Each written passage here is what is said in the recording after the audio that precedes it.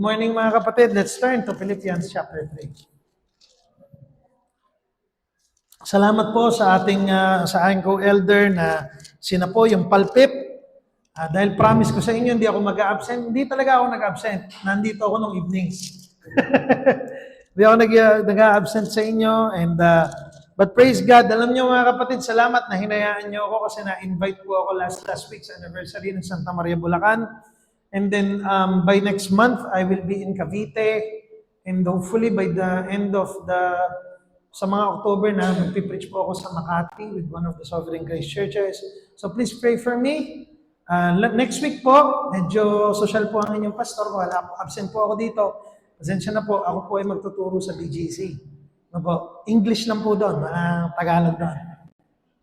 Good morning, everybody.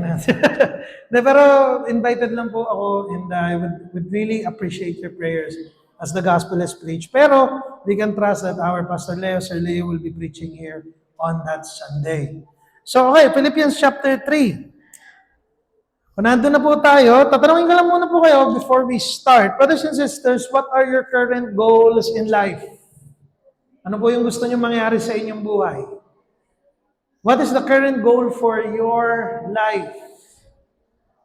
Is it a nice house, a new business, a successful career?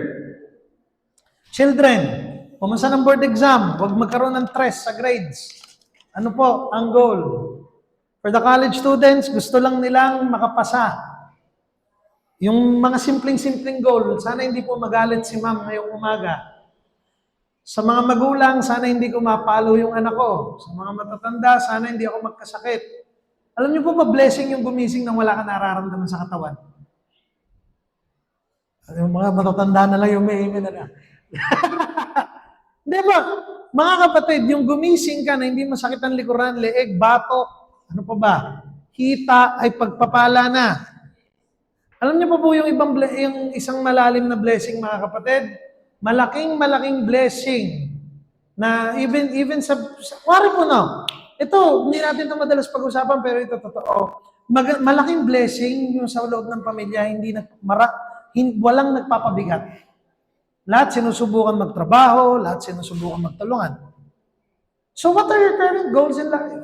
Ano sa inyo? Isipin nyo lang, picture nyo lang, what are your current goals? At gusto kong tanungin to, doon sa goal mong yun, nasan doon si Jesus? Nasan doon yung faith life mo? Part lang ba yung faith mo patungo doon sa goal mo? Bigyan ng example. For example, gusto ko magkaroon ng 1 million, therefore nagpe-pray ako kay Jesus, magbibigay ako sa church tulad ng sinabi ni Pastor, para matulungan yung goal ko na magkaroon ng 1 million.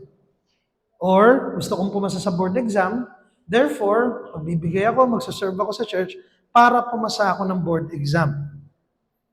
Is Jesus a means to an end for these dreams and promises for you? Is Jesus a means to an end for these dreams and promises for you? Brothers and sisters, the text that we're looking at today is Philippians 3. At nandun na tayo sa kaligitnaan ng book ng Philippians na meron ng mga i-confront si Pablo. To follow Jesus is to lose. Are we willing to lose in order to gain Christ?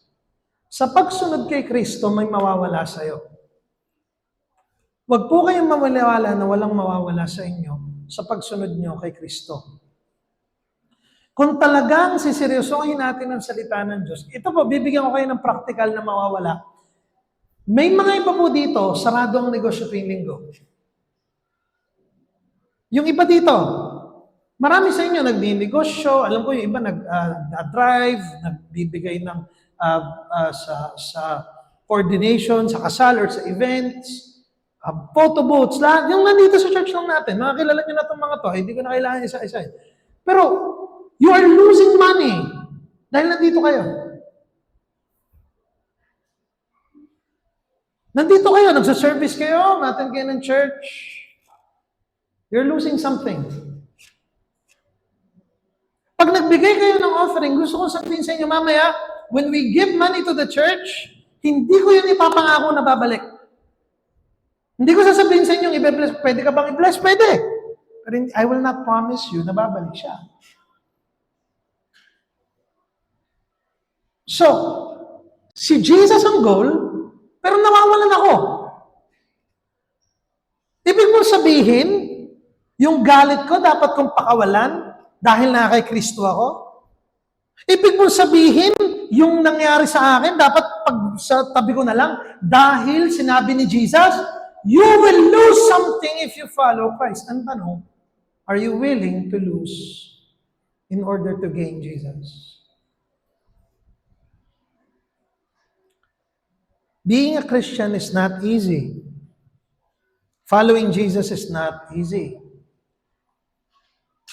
Ang tanong, ano ba si Jesus sa'yo ngayong umaga?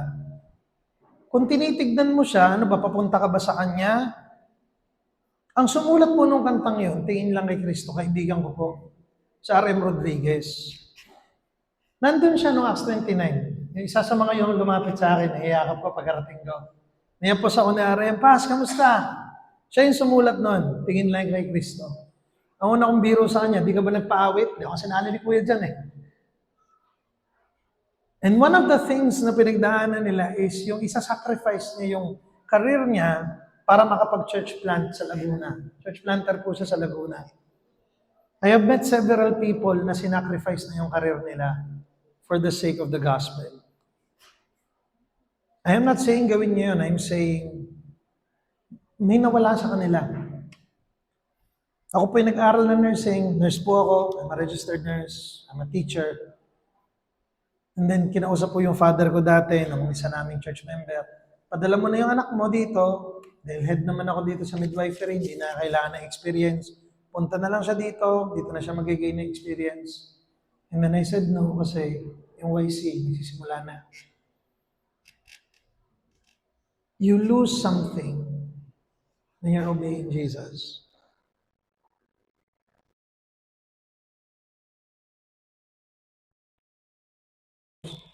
Sabi niya sa Philippians chapter 3, pag binalikan natin, beginning verse 1, sinabi ni Paul, simple lang, finally, my brothers, rejoice in the Lord. To write the same things to you is no trouble to me and is safe for you. Ang ibig sabihin dito ganito, to write the same things to you, meaning, sinabi niya na to dati, meaning yung problemang to, paulit-ulit. Meaning, Paul is repeating himself because the problem is repeating itself. May mga magka-come up sa buhay ninyo, Kristiyano ninyo, that will always repeat itself. It always will repeat itself. Kaya po gusto namin, na-appreciate ko yung iba, nakikita ko, naka-open yung Bibles nyo. Gusto ko makita ninyo na ang tinuturo ko galing lang dito. Na hindi ako umaalis dito. At yung sinabi doon, tingnan nyo, finally, my brothers, rejoice in the Lord. To write the same things to you is no trouble to me and is safe for you. Ibig sabihin, para to sa inyo. Huwag niyong isiping natatrouble ako dito. Huwag niyong isiping burdensome to sa akin. Huwag niyong isipin pag inulit, ito'y para sa inyo. Hindi masamang mapaalalahanan. Hindi masamang matapik at sabihin, umiinit na naman ang iyong ulo. Hindi masamang sabihan na, oh, tandaan mo, ganito yan. Remember that when we hear a certain thing, or when we are reminded a certain thing, sometimes it is good for our souls. Hindi naman sa hindi mo alam, pero maaaring nakakalimutan mo lang. Ulitin ko, hindi naman sa hindi mo alam. Kasi minsan ganun ang sagot natin eh. Feeling mo, hindi ko alam yon. At ang sagot natin, hindi ko iniisip na hindi mo alam. Baka hindi mo lang naaalala. At ang sinabi dun sa verse 2, yung paalala ni Paul, look out for the dogs, look out for evildoers, look out for those who mutilate the flesh. Ano po yung mutilate the flesh? Ang tawag po sa mga dogs na yan, Tagalog is aso. Ang ibig po sabihin dyan, hindi po yung aso na, alam na, pag inisip nyo kasing aso, aspin yung nasa isip nyo eh. Ang ibig niya po sabihin dito, more on wolves. More on mga, kaya mutilating the flesh eh. Bakit po mga kapatid, may mga Judaizers na naniniwala pa rin sa circumcision, pagtutuli, na parte iyon ng kaligtasan. At papasok sila na hindi sapat si Jesus. Even today, mag-ingat tayo sa mga dogs na ganito. Hindi sapat si Jesus. Kailangan successful ka sa career. Hindi sapat si Jesus. Dapat mayaman ka. Hindi sapat si Jesus. Dapat ganito. Hindi ako kontra sa mga yon, mga kapatid. Pero kung mawala man yon at si Kristo ang natira, sapat siya. Sapat si Jesus. Hindi po kami nagsimula na ganito ang aming lugar.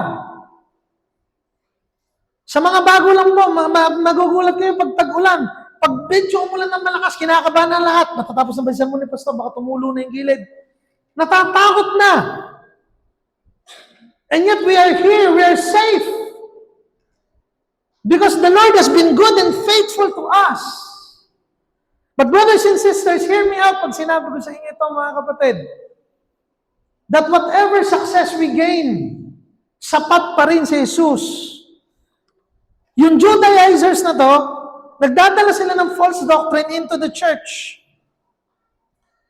Tulad ng Galatian church, yung righteousness dala nila ay dala galing sa laman. To the Christian, listen to me carefully, to the Christian, our confidence is in Jesus through His Spirit. Our hope is not on what we do, but on what He has done. Ang ating tagumpay ay nasa Panginoon, hindi sa ating gagawin. Achievements are not the end goal of worship. Christ is. Ang dulo ng ating pagsamba ay hindi magtagumpay, pero ang ating Panginoon. Mga kapatid, nung sinabi dito ni Pablo, look out for the dogs, sinabi niya agad, verse 3, for we are the circumcision. Tayo, who worship by the Spirit of God and the glory of Christ Jesus, and put no confidence in the flesh. Hindi tayo naglalagay ng tiwala sa laman. Hindi tayo naglalagay, matakot ka pag ang buong mong tiwala ay nasa kinikita mo ngayon kasi pwedeng mawala yan. Matakot ka kung ang buong mong tiwala ay sa mga sumusuporta sa iyo kasi pwedeng mawala yan. Ang trabaho pwedeng matanggal yan. Kung papasok ka, hindi pagpasok mo, biglang wala ka na palang trabaho. Yung may negosyo ka, pagkabukas ng store, nanakawan pala, pwedeng mawala ang mga bagay na meron tayo sa mundo. Confident ako sa aking itsura. Kapatid, tumatanda ang tao. Confident ako sa aking kapatid, nagkakasakit ang tao. We can be sick. We can be threatened. We can lose our jobs. But we can never lose Christ. Yung confidence natin ay hindi sa laman, mga kapatid, pero sa ginawa ni Jesus para sa atin. Ulitin ko, Pastor, papakainin ba ako niyan ng sinasabi niyo? Anong sasabihin ko kung talagang kung naniniwala ka, gagamit ng Diyos ng mga tao sa buhay mo na ipapakita sa iyong siya ay totoo. May mga panahon na pinagdaanan tayo na akala natin hindi natin kakayanin. Na yung isipan natin kinain na ng lungkot at bighati. Pero kinaya natin, hindi dahil tayo malakas. Hindi dahil tayo malakas. Dahil tapat ang Diyos. Mga kapatid, tapat ba ang Diyos sa buhay niyo? Tapat ba ang Diyos sa buhay niyo? Gaano siya katapat sa ating church? Kahit sa kamatayan, nakita natin yung katapatan ng Diyos. Ang buhay natin ay nakita natin yung Diyos natin, hindi tayo iniwan. At sinasabi dito ni Pablo, kung aasa ka sa pagtutuloy sa panglabas na ritual, aasa ka na nandoon ang iyong faith, nandoon yung ginagawa mo para sa Kanya, kapatid, hindi. Pagsamba mo, natanggap mo. Hindi confidence, hindi faith sa kaya mong gawin o gagawin mong ritual. Ang confidence natin ay na kay Kristo. And then biglang sinabi ni Paul, tumalon si Paul, dito sa verse 4, though I myself have reason for confidence in the flesh. Paul lays out his achievements from verse 5 to 6. Of all people, he should be the one boasting in what he has, but understood the truth of sin in front of a holy God. Sabi po dito, though I myself have reason for confidence in the flesh, if anyone else thinks he has reason for confidence in the flesh, I have more. Circumcised on the 8th day, of the people of Israel, of the tribe of Benjamin, a Hebrew of Hebrews, as to the law. Alam niyo po yung circumcised on the 8th day, ito po ibig sabihin, sumunod ako sa batas. Pag sinabing Hebrew of Hebrews, yung aking mga magulang, walang nag-cross-pollinate. Isang lahi lang kami. At madalang po yun. A Hebrew of Hebrews, sabi niya dito, as to the law, a Pharisee, as to zeal, a persecutor of the church. Ibig sabihin yung zeal niya, hindi lang siya nagalit sa church, inaksyonan niya. Ang sinasabi ni Paul, kung sumunod kayo sa Diyos, mga kapatid, ako sumunod din.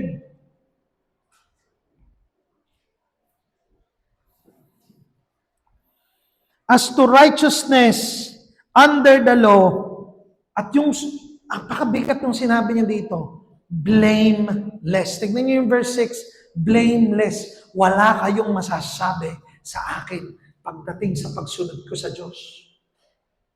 Para isulat ni Paul yan sa letter na mababasa ng iba, pwedeng siraan si Paul dyan. Pero alam nilang hindi nila masisira si Paul. Kasi alam niya, yung kanyang ginawa, alam ko na sumunod ako.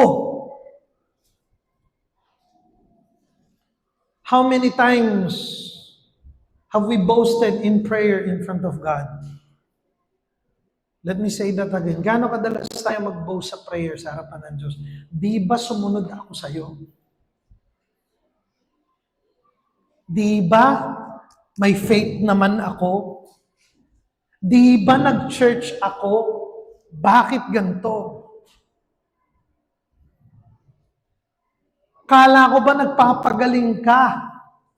Kala ko ba mabuti ka? Bakit ganito ang nangyari sa buhay ko? I did everything right. Ginawa ko lahat ng tama. Sumunod ako sa iyo, Panginoon. Ginawa ko yung tama. Pinag-pray mo kami. Bakit ganito? Bakit nagkaganto ang aking anak? Bakit nagkaganto ang aking marriage? Bakit nagkaganto ang aking buhay? Di ba sumunod ako sa iyo? Sumunod ako eh. Dapat i-bless mo ako.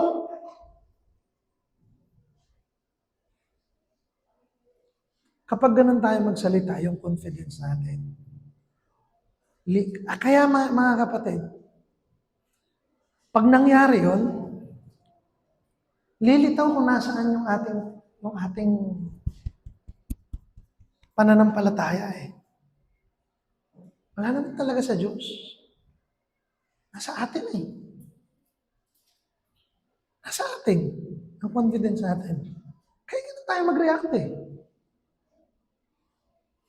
We react that way because our confidence is not in God. Circumstances sa buhay will reveal where your faith is.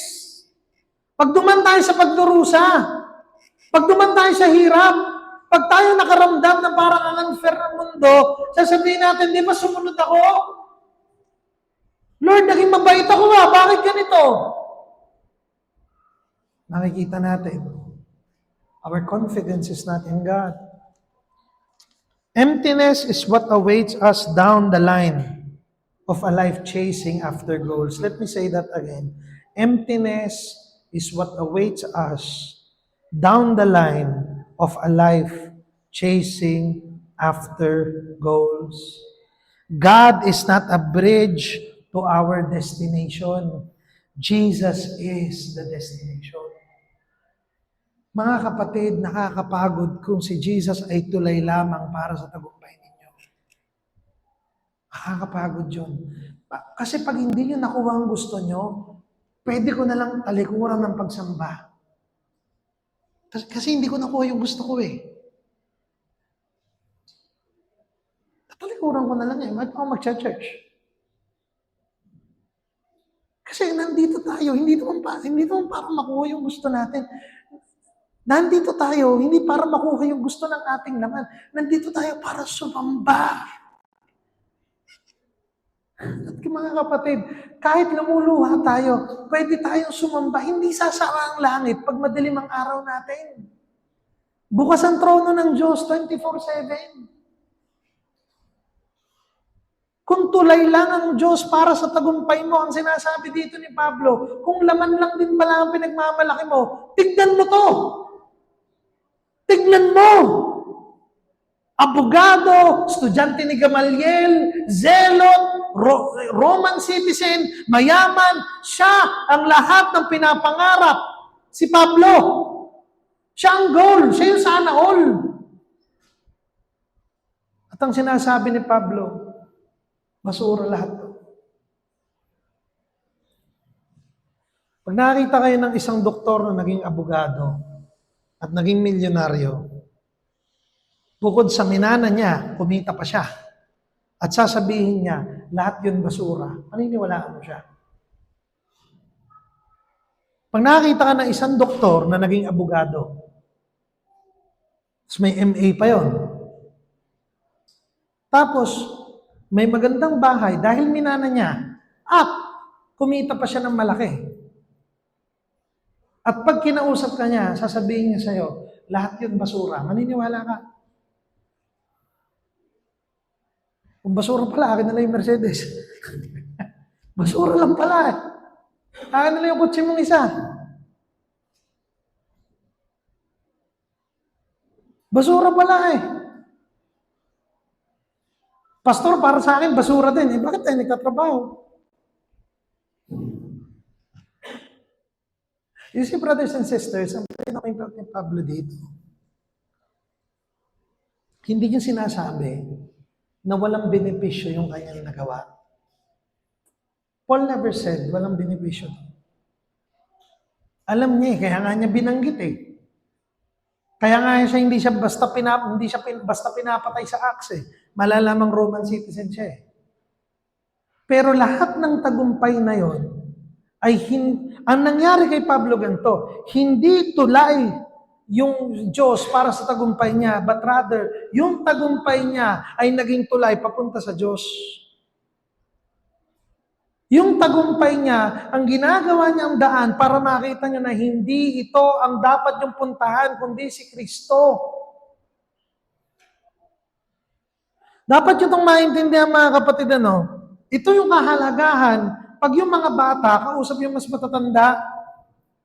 Pag nakakita kayo ng isang bata, at gustong-gusto niya mag-girlfriend, gustong-gusto niya mag-boyfriend, at tinignan mo siya sa mata, at sinasabi mo sa kanya na baka magkaanak kayo mga ganyan.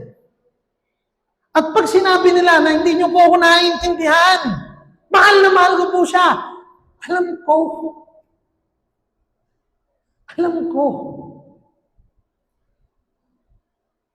ko ang dinadaanan mo kasi dinaanan ko yan. Parang ganun si Pablo. Alam ko ang dinadaanan nyo. Alam ko yung boasting na yan. Alam ko yung pakiramdam. Pero lahat yan basura. Alam niyo po yung pinakamasasaya na bata akong nagpastor. Di naman yung mga bata eh. Yung matatanda. Ay, hindi ni Pastor James ang bata pa, Wala niyo po ba? Diba? 22, di ba? Ay, tinatawa. Ang point ko mga kapatid, yung mga nagdiriwang, yung mga matatanda, ano yung sabihin sa akin ng matatanda, lalo na sa seminaryo, sabihin nila, dami kong sinayang na panahon ng 20s, 30s ko. Bigay mo lahat yan sa Diyos. Bigay mo lahat yan sa Diyos. Alam niyo yung mga nakakaalam yung dumaan. Pag sinabi ng mga dumaan dyan sa buhay na yan na, sayang ang panahon mo, magpatawad ka na lang. Sasabihin ng mas matanda sa'yo, paano mo nalaman ang sitwasyon ko? Alam ko. Ang sinasabi ni Pablo dito, kapatid, bilang mananampalataya, alam ko ang dinadaanan mo. Ang sinusubukan gawin ng kultura natin, paghiwalayin yun. Sinusubukan nilang paghiwalayan yung wisdom na mas may edad at yung nararanasan na mas bata. Pag binasa niyo yung 1 Samuel, pag binalik Samuel. Ang nakadinig si Samuel, ang nakaintindi si Eli. Kailangan ng older generation, yung strength ng newer generation, at yung mga bata, kailangan yung wisdom na mas matatanda. Ang problema sa mas bata, hindi nakikinig. At yung mas matatanda, hindi na rin nakikinig. And we have to understand, Satan is trying to put a divide within discipleship itself, within the church itself. And I pray, mga kapatid, alam niyo, isa mga matutuwa ako, pag may nag-back up sa atin na medyo mas may edad, may tumugtog dito sa church na mayroong mas may edad. Lahat ng music team na makita ko sa mga churches, pero na lang yung never mind. Edad na yung mga yun eh. Pero bukod dun sa mga yan, kilala niyo naman, namin yan. Pero yun sa atin, usually, puro mga bata, ang dalang ng mga ang dalang ng yung mixed. Pag nag-groupings, nakakatawa sa church, minsan pag nag-grouping sa Bible school, Sunday school, mag-mix yung ages. Kailangan ng guidance eh. At hindi ko po sinasabi kasi madami akong napapibin sa mga kids, sa mga kabataan dito, marami akong nasasabihan. I am not saying that to be higher. I'm saying that because dinaanan ko yan eh. Nagkamali na ako dyan. Kailangan nyo rin ba magkamali? Para bang, hiyabang mo naman, paano mo nalaman? Sumalpok na ang ulo ko dyan eh. Gusto mo ba isalpok ang ulo ko ulit? Para tayong sumalpok. Sinasabi ko na sa inyo, sumalpok eh. Paano mo nalamang sasalpok? Paano kung hindi? Ganyan ang daan, ganyan ang bilis, ganyan ang ruta. Sasalpok ka! Hindi! Kasi pilit mo. Bakit? Kasi hindi alam yung pinagdadaanan. Emptiness is what awaits us down the line of changing goals. Sinasabi ni Pablo, kulang yun. Hindi nun mapupuno. Mag-ingat kayo doon. Mga kapatid, pag sinabi natin, lumago lang ng ganito ang negosyo, kumita lang ako ng gantong kalaki, kayo maglagay ng kung ano man ang marker ninyo. Kumita lang ako ng gantong kalaki, makarating ko lang yung gantong lugar, magawa ko lang yung ganito, so on and so forth. Ilagay nyo yung gusto nyong ilagay doon sa linyahan to. Makagraduate lang ako. Ganito lang ang makuha ko, ganyan, ganyan, ganyan. Hindi nun mapupuno ang kakulangan na meron sa puso ninyo. Our hearts are restless until they find rest in God. Diyos lang ang makakapuno ng iyong kakulungan at wala nang iba pa. The fulfillment of the longing soul is found in God and God alone. Brothers and sisters, nawa hanapin natin ang Panginoon. Alam mo, pag nagkaroon pa tayo ng mixed service, sa aming evening, talagang di na tayo kasya. And I thank God for the team. At sabi ko, salamat kasi nakikita ko lumalago ang ating evening service. Pero mga kapatid, ito yung akin. Kung di na tayo lalago, nawa, lagyan ng Diyos yung aking puso na makontentuhan. Kasi ang sarap ng tagumpay eh. Alam niyo yung pakiramdam namin ni Sister Maris, pauwi kami noon. Sister Maris po, HR po ng HTM yan. Sabi yung quality control po yan eh. Lahat ng church, inatendan eh. Atin pa kayo ng anib eh, sa Biyernes. Si Maris, quality control po yan ng church eh. Maten po kasama ko at sabi ni Maris, nakakatuwa po yung Bible study. Nakakatuwa po, mukhang nasatisfy sila, mukhang longing sila sa Word. Ang pakiramdam ko nun, masaya. Masaya ako, hindi dahil yung gospel napakalat, pero masaya ako dahil doon. Hindi dahil tinaas si Jesus, pero masaya ako doon. Masaya ako kasi lumalago kami.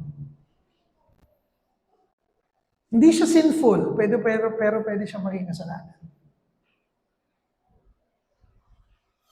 At pag binasa mo yung text, parang nandun eh.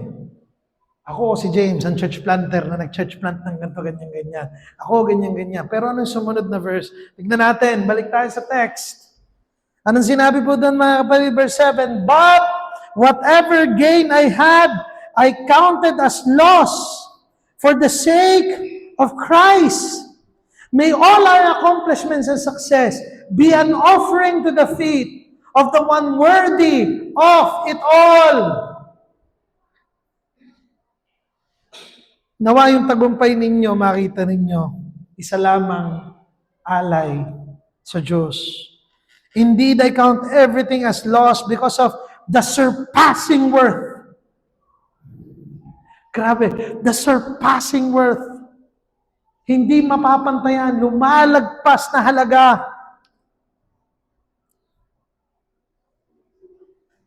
The surpassing worth of Christ. Mga kapatid, of knowing Christ Jesus my Lord, for this sake I have suffered the loss of all things and count them as rubbish in order that I may gain Christ and be found within Him, not having, tingnan nyo to, not having a righteousness of my own that comes from the law, hindi galing sa pagsunod ko, but that which comes through faith in Christ, the righteousness from God that depends on faith. That depends on faith. Yung nakalagay sa verse 9. Walang righteousness na meron ako, pero nakabatay lamang kay Kristo. Loss is a part of the Christian life. To follow Jesus is to lose your life. Ang dami ko pong pangarap bago ako maging pastor. Ang dami ko po sanang gustong gawin bago ako ginagawa ito. Ang sarap po sigurong mag-abroad. Nung nasa Amerika po ako last year, iniisip ko po, mag-stay na lang kaya kami nila Jonah dito. Nung nasa Singapore po kami last year, sabi sa akin ng mga kabayan doon, kailangan nga natin ng reform na church dito, pastor eh. Ang sarap pakinggan! What an opportunity! Pero nakikita mo yung calling mo nandito eh. Ako tinawag eh. Mga kapatid, huwag kayo magkakamali, masaya ako dito sa ginagawa ko. Pero ang sinasabi ko sa inyo, maraming kailangan hindian para makauo doon sa pinapagawa sa inyo ng Panginoon.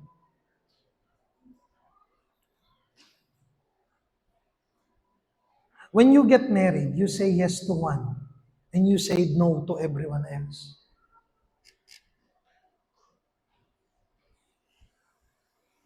When you follow Jesus, this is your calling. Alam nyo, by the grace of God, kung makakapag-church plant man sa Zambales, Pampanga, dito sa Region 3, I will count it as a big blessing na nakasama ko yung church family natin. Magpatuloy dun sa mission na yun. But that is a calling na hindi ko nakita. Hindi ko po pinangarap yun nung bata ako. Hindi po ako nag-aaral noon. Iniisip ko, kaya ako nga ginagawa itong pag-aaral eh. Kaya nga ako nag-nursing, kaya nga ako nag-education eh. Para mag-church plant hanggang Zambales. Hindi po yun yung nasa isip ko. Hindi 1 plus 1 equals 7 yun. Kaya ko po ginagawa to kasi naniniwala akong tinatawag ako ng Diyos dito. Paano mo nalaman, pastor, na tinatawag ka nga ng Diyos dito? Nandiyan kayo eh. Pwede naman ako magsalita dito nang walang makinig. And yet, binubuo tayo ng Diyos, binubuklod tayo ng Diyos dahil nawawala ang ating sarili patungo sa pagsunod kay Jesus. Yung mga sacrifices na ginagawa, mamaya po may meeting kami para sa management at sa lahat ng pagtakbo. Ginagawa po ni Brother Harold yung kanyang trabaho. He is studying, nagtatanong siya kay Pastor Jeff. So blessed na makita yon sa ating kapatid. So blessed na pag nagpipreach ako dito, alam ko, sa isip ko, minsan maaalala ko pa, kasabay ko si Pastor Biner na pinoproclaim ang gospel sa Maribeles. Nung nasa Hermosa po ako, I praise God that Sir Leo is preaching sa Pilar habang nagpipreach ako sa Hermosa. I praise God that we are having brothers and sisters. Yung ating pong kids ministry, sila Kuya Ray pa nagpintura niyan. Kanina si Brother Benz, nandun pa rin yata sa loob si Joshua Garcia. Sila Kuya Ray yung nag-effort dito, may kids tayong natututo. Kasi lahat tayo ay parte ng isang malaking storya. Mga kapatid, ang tanong ganito, hindi dapat nating tanungin, what is my life? Or what does Jesus give my life? Anong part si Jesus ng buhay ko? But rather, anong part yung maliit kong buhay sa malaking storya ng Diyos? What part is my small life doon sa malaking storya ng Ebanghelyo ni Jesus? Kasi hindi lang po Bataan ang kailangan ng churches. Sa Metro Manila po, nandoon sila Pastor John Hufilenya, sila Pastor Abet Almanza.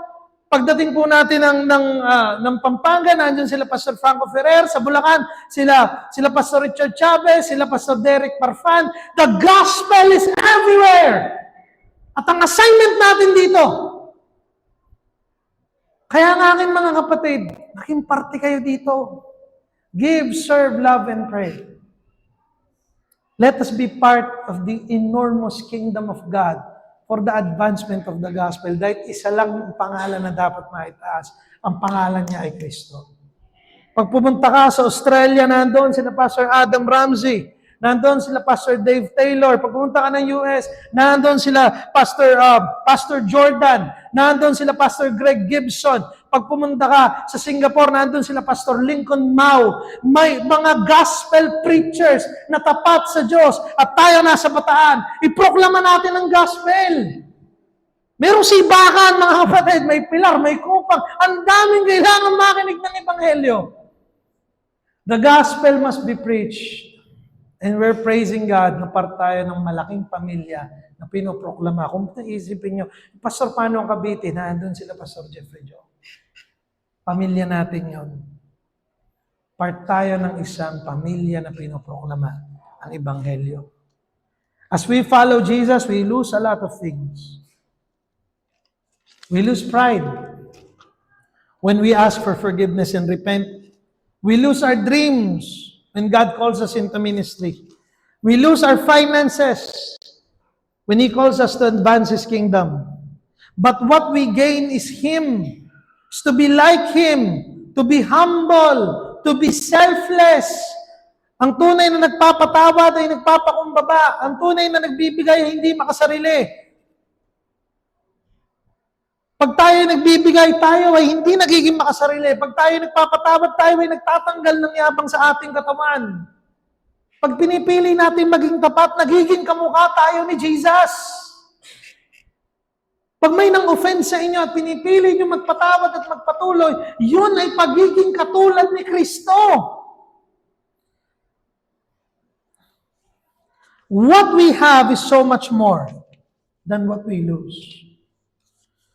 Mga kapatid, we have life eternal in Christ. We will rule eternity with Him. Ang dulo ng buhay na to ay langit. Not just a temporary spot here on earth, but heaven.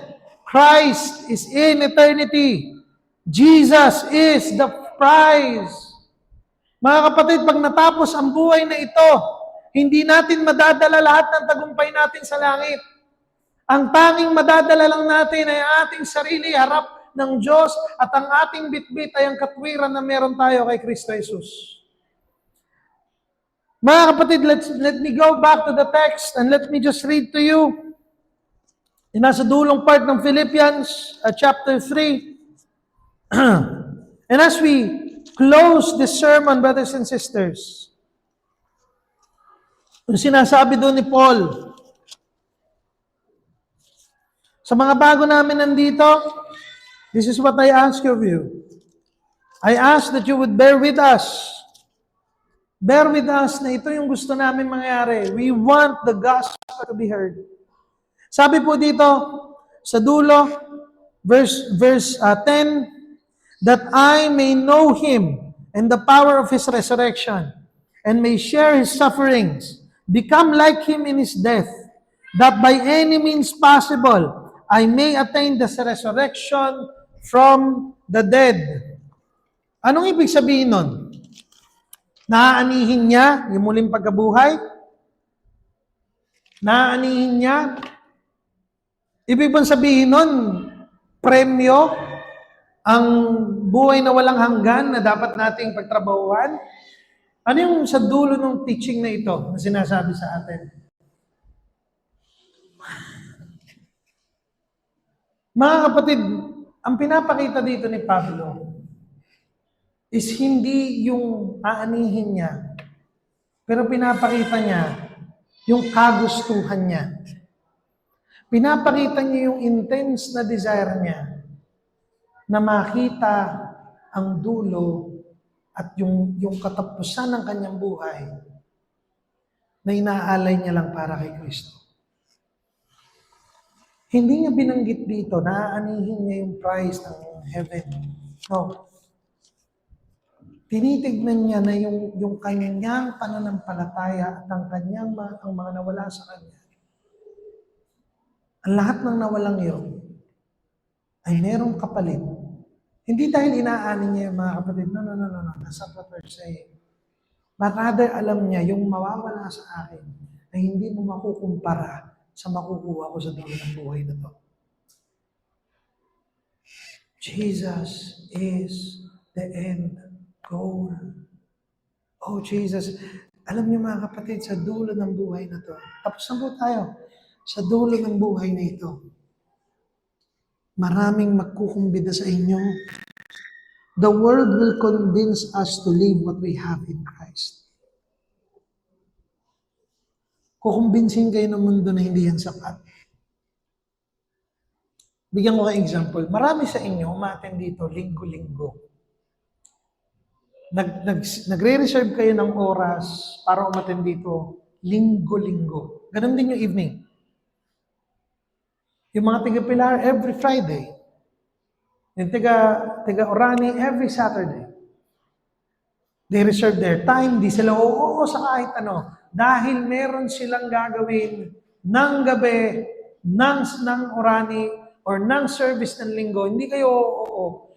Yung mga gala, sinusubukan yung humindi kasi nandito kayo. And people will tell you, hindi na yan worth it. Naniniwala pa ba kayo dyan?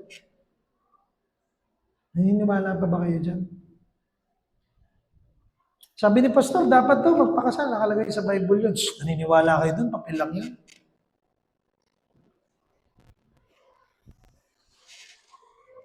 At huwag niyong hayaan makumbinsi ang puso niyo sa kasinungalingan ng mundo. Dahil mas dakila ang meron tayo kay Jesus. Huwag kang magpakumbinsi na hindi ka makakalaya pag nagpatawad ka. Huwag kang mag-umpinse na mas magkakaroon ka dahil hindi ka nagbibigay. Huwag mong hayaang linlangin ka ng mundo. Tingin lang kay Kristo. Tingin lang kay Kristo. Subukan mong sundin. Kasi yun eh. Tignan mo yung resulta ng pagsunod. The Lord Jesus is enough. The world will convince you to live what we have in Christ. Christian, what you have is far greater. What this world can never offer.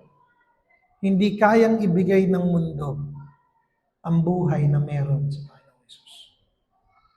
Pipilitin nila kayong kumbinsihin. Kasi mas exciting yun eh. Kasi mas gusto ko yun eh. Pero ang dulo nun ay patibong at ang buhay na kay Jesus. Let us live a life submitted to our Christ. Purihin ang pangalan ng Panginoon.